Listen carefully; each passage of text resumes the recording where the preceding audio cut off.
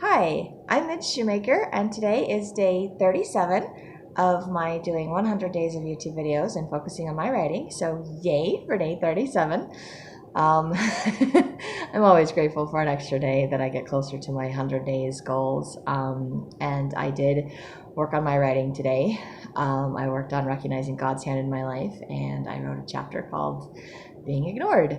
I'm not sure if it should be being ignored or being invisible, but maybe I'll make it being invisible. Not that I was actually invisible, I just felt invisible, emotionally felt invisible, felt ignored. Um, Wrote a bunch of things about that. And then I started getting carried away at the end of the chapter about all the things that I've learned and all the blessings in my life. And I'm like, I don't know, maybe this is like at the end of the book, kind of a summary thing of everything that I've learned and done, and not necessarily a right there. And then there was something I was writing that kind of seemed to lead into another chapter. Which I don't know if I'm going to bump that chapter up or if I'm going to leave that chapter where it's at. So again, it's that whole where do my chapters go? Like, what order should they be in? I don't know. But I am grateful that I'm kind of doing them in sections so that when I send them out to my beta readers, they can read them in sections. And if they think the sections would work better in a different order, it's really easy to just move the little chapters from one place to another. And I'm like, now they're in a different order. That's cool. So. But I'm still trying to lump all of the same things together so that it all kind of flows and makes sense in each section. And I want to do it more like sections instead of chapters. I don't really want to do chapter headings. Right now I have chapter headings just so I can kind of see where I'm at and what I've done. And I just did chapter 6. So yay, chapter 6. And I have 13 little sections. So, I mean, I still want to try to finish it earlier, but I'm not doing as much working on it. And today I was just tired. I got home late again, but I had a good night yesterday. I had a really good night. I was really grateful for that.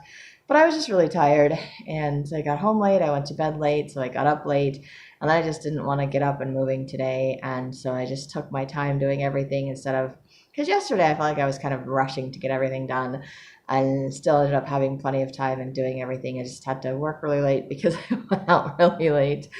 And then tonight I'm going out really late because I just put off doing everything because I don't want to get out of bed. And then, of course, my phone wasn't working. The Wi-Fi, whatever, is having issues today. So, which is actually probably a good thing because it meant I couldn't play games on my phone even though I wanted to.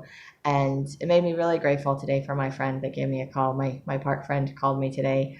And oddly, she was having a bad day, a rough time with something. And it actually gave me the opportunity to be supportive to her, which she's usually supportive of me. So it's kind of a little role reversal thing. So it was kind of nice to help my friend out instead of the other way around.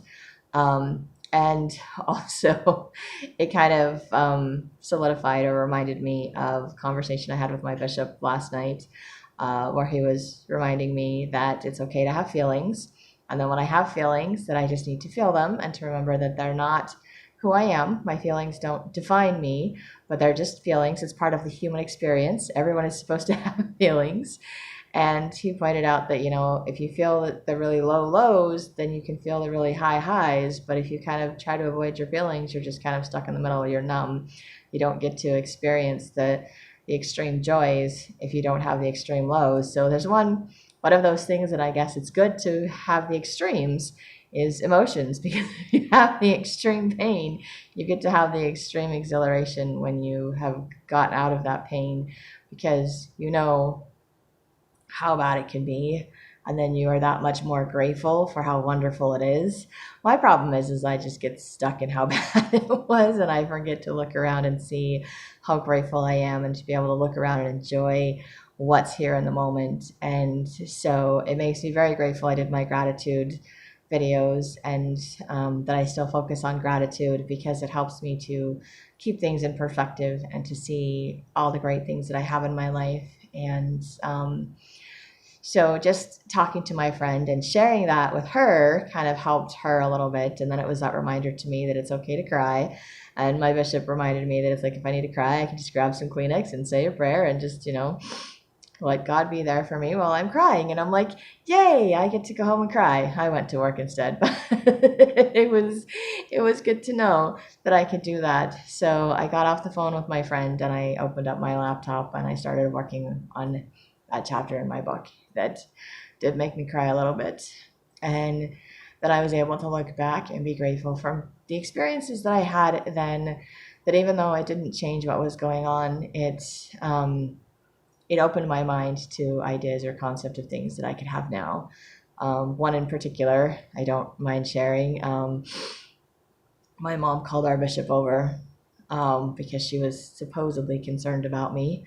Um, I shouldn't say that she was supposedly concerned about me. I'm sure she was, or she wouldn't have gone through the effort to call the bishop over to our house and make my other siblings disappear. I don't know where they went, probably to friends' houses or some other thing. So we were actually alone, which didn't happen very often. Um, I mean, I was always alone in my room or something because my siblings were off scattered doing something, but to like have the living room alone without somebody in there making noise or doing something somewhere in the house was kind of unheard of. So I'm sure they were off somewhere for some reason. She arranged it. I don't remember the circumstances of all of that. I just remember the event itself. And basically, what I remember was her complaining to the bishop about something that I said and her concerns and how worried she was about me. And I'm sitting there and I'm going, and I'm still invisible. Because I told her I was invisible. Basically, I said I could just disappear and nobody would miss me. Nobody would even notice I was gone. And apparently, she took that as meaning that I was suicidal or something, which I was just thinking disappear means I could leave, I could run away, I could just never come out of my room, and no one would notice because that's how I felt. And that may have very well been true. It may not have been true. In retrospect, it probably would not have been true because I think they were a little too dependent on me emotionally for emotional support, but they took everything and I got nothing. So I felt very empty and very alone. And I didn't go into all of that in that chapter. I don't know if I'll go into all of that in this book or not. It's just more things I realized as an adult and not necessarily things that I felt as a child. So I don't know that it's pertinent for this particular story or for this particular book. I don't know. Anyway, it's coming out in my video, but basically I just learned that as an adult that there was kind of that role reversal thing, and I was the peacemaker, the mediator.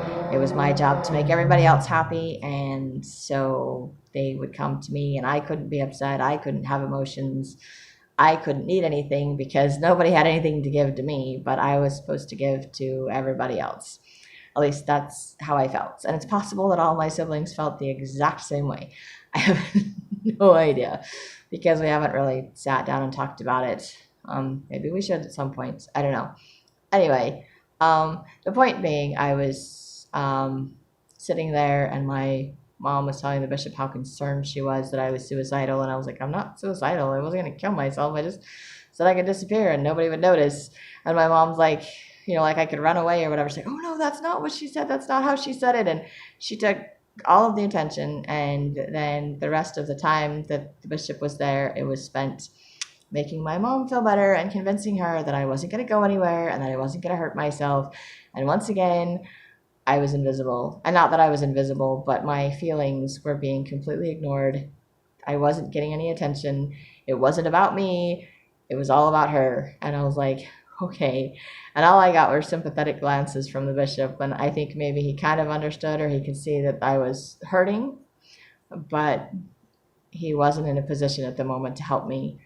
And I didn't quite at the time understand that I could go talk to a bishop about emotional issues or family issues or whatever other issues, or that I could use a bishop like a counselor, like a spiritual advisor or anything like that. It just never, it didn't occur to me. But I was grateful that that experience happened because as an adult, when I was having problems with something and I had the idea to go talk to a bishop in my singles ward, I was okay with that idea, like I could go talk to him about something. And I'm grateful for the bishop I have now that I can go talk to about stuff because he's like, hey, if you're going to go to counseling, that's great. Go to counseling, but come see a spiritual advisor, get spiritual counseling, make sure that we're kind of, on the same page, that we're dealing with emotional and spiritual things, because spiritual things can help overcome emotional things, and not to undermine counseling and other things. It's kind of like, I don't know, church and state sort of a thing. And you got to have both. You got to have God in your life, as well as, how to live in the world and things like that. So, I don't know if I'm explaining that right, but that experience that my mom called the bishop in, that she went to bishops trying to seek help and advice when she was struggling after the divorce and didn't have anyone else to talk to, knowing that she did that, knowing that they came over, has given me the courage to talk to my bishops as an adult, and to be able to have some really amazing bishops throughout my life that have been very helpful and very supportive and given me some very wise counsel, and I'm very grateful for that. And even though I maybe didn't get the emotional support that I was seeking at that point in my life, and I was not given the attention, and my mother did not at the time understand, again, that it wasn't about her, it was about me, and I just wanted attention. I can't go back and fix that. I can't go back and change that. But as an adult, I can give myself that attention. And I am grateful that there's people in my life as well that I can turn to, that I can ask for help, that actually listen, that will give me that attention. I'm grateful I've got some adopted parents. I mean, not legally adopted parents, but I call them my adopted parents. They just kind of took me in as an adult and said, we're adopting you. And they have been very loving and supportive of me and the things that I'm doing. And they tell me how proud of me they are all the time. And it's wonderful. And I feel so blessed to have them in my life, to have a second set of parents, ones that can be there a little bit more for more emotional support as an adult that I didn't get as a child. And it kind of reminds me of the story of Job in the Old Testament, where he lost everything, but then he was given everything tenfold later. Like after his trials, he got everything back, like double or 10 times what he had before, 10 times the flock, 10 times the house, the friends, the family. He was able to remarry, have a whole nother set of children. Not that it replaced the ones that he lost, not that he didn't still love the ones that he lost, but he had a whole nother family, a whole nother set of posterity. Everything in his life was doubled or was given to him 10 times. And even though I feel like I lost a lot of things growing up, I've been compensated, I guess would be the right word for it, as an adult, with people in my life that are filling those voids and giving me that support that I didn't have growing up. And it was really kind of nice to write the story, to see the difference, to know that not everyone in my childhood would have ignored me. I just didn't know who to turn to or who to talk to. I didn't know that I had outside resources. And then my mother, maybe intentionally or unintentionally as a side effect, she did talk to multiple bishops, and she did try. And then she did have a bishop in our home, which helped me to know that I could turn to bishops for other things. And not that the bishops we had in my ward, in my family growing up, were the most helpful to our situation when my parents got divorced, because some of them really were not. And not that it alleviated my fear of men because of my biological dad, but it did allow me to know that there was other avenues and that I could talk to my bishops. And I'm grateful that as an adult, I've had much more understanding bishops than I did when I was a child, and ones that have encouraged me to do things. In fact, my bishop that I have now is the one that encouraged me or suggested that I write this book in the first place. So it's a very difficult emotional struggle for me to do this, but I also can see all of the blessings because I'm doing it, and all of the gifts and things that I have in my life. So by allowing myself to feel, to relive, to remember the pain and the neglect, it helps me to see how much I am loved and blessed and supported emotionally now as an adult, where I was not as a child and as a teenager. And I have people that encourage me to go for my dreams, to try what I'm doing, that are proud of me. Even if I try and I don't succeed, they're like, hey, that's so cool. And my adopted daddy makes fun of me because he's like, oh yeah, it's been what, 5 years now? You got to have another job, because I always keep moving jobs and things like that. But he still loves me and he still encourages me, and he doesn't like get mad at me or get disappointed because of that. I mean, there are a few times where he's like, I know I'm telling you what you should do and you're just going to do whatever you want anyway. And I was like, thanks for understanding. But I'm grateful. I'm very grateful for them and for the blessings that I have in my life. And I'm very grateful for this opportunity to kind of do I guess, a compare and contrast, to see what I actually learned, to recognize God's hand in my life growing up. And not that I didn't know He was there, I did. It's just, this is just a different viewpoint, a different perspective as an adult, and having a lot of healing and a lot of other traumas and things that have happened in my life, and a different perspective and understanding what it must have been like for my mom, my biological mom, growing up, to have to raise 5 kids by herself and not have that support, whereas I'm by myself and I have all of the support. And when she got divorced, it was taboo and everybody shunned her. And when I got divorced, everybody was like, oh, we love you, how can we help you? And I'm like, go away and leave me alone. And nobody did. Which I'm grateful they didn't. I'm grateful they kept coming, and I'm grateful they kept supporting me and kept trying to get me to come out of my shell. And I'm grateful that it has brought me to this opportunity to write my books. And I remember my mom growing up talking about writing a book, and I know that's where I got my gift of writing and gift of storytelling, is from her. And I wish that she would have written books. I wish she would have followed through with that, but I think she lacked the confidence in herself, and she didn't feel like she had the support to do it. And or maybe she didn't feel like she had the time, I don't know, which is sad. um, it is sad, but I'm grateful that I have the opportunity to do this and to follow through with this. And I have a younger sister who's interested in writing, and she's put more time and effort into it, I think, than I have. But I'm grateful that we can learn from our past. And I know it doesn't change what happened, but I can heal through the atonement. I can understand, and I can see how that helped me to have things better as an adult, to appreciate more what I have now, that I would not have appreciated as much or even needed as much if I hadn't had those situations as a child. And maybe I would have had great bishops and I just would have been blissfully unaware because I wouldn't have needed them. And I'm grateful that I did, because I got to know these wonderful men, and it gave me an example that there are wonderful men in the world, which gives me hope that I can maybe find one that I can get married to, because they're out there somewhere. So it gives me hope for something more in my life as well, and I'm grateful for that hope.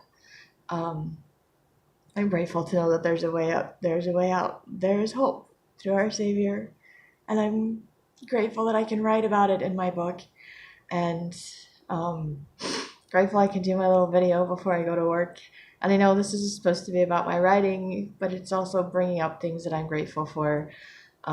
It's showing me that comparison and contrast about my life, and I think that's one of those amazing things when you write. It gives you a different perspective, a different viewpoint, because not only do you have to feel what you're writing, but you also know what you're living in your present life is. And so and when you're writing different characters and different viewpoints, you have to put yourself in someone else's shoes to write from that point of view.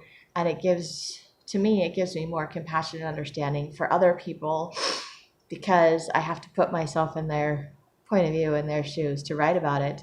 And so I love that writing gives me a different perspective of my life, and of other people's lives, that it gives me more compassion for myself, for what I went through, that it helps me to see more clearly the gifts and the blessings that I have been given, and to appreciate more deeply what I have in my life right now.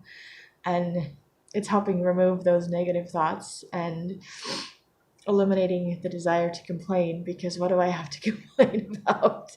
I mean, honestly, I was just tired and didn't want to get out of bed today, but I have so many blessings and so many gifts and so many reasons to live and to enjoy life, and so much to enjoy and to experience. And my bishop was so right that those experiences, those emotions, it's, you have to feel all of them, but it's part of the human experience, it's part of life, and it's part of living, and we're meant to experience and live life.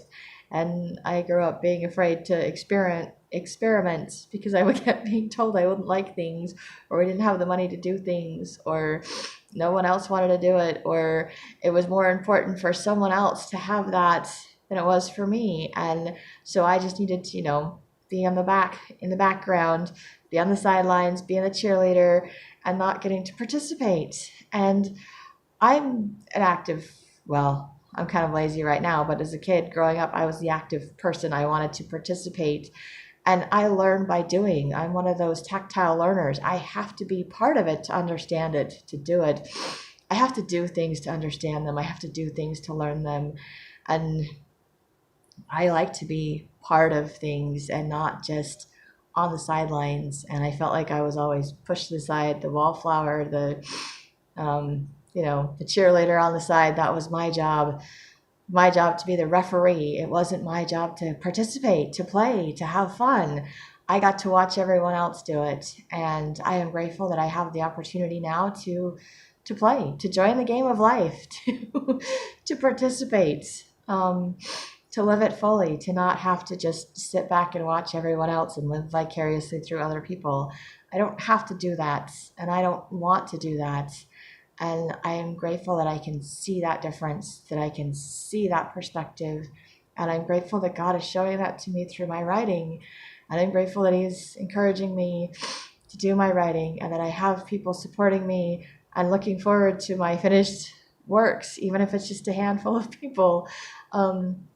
I'm sure it will bless people's lives. I hope it will bless people's lives.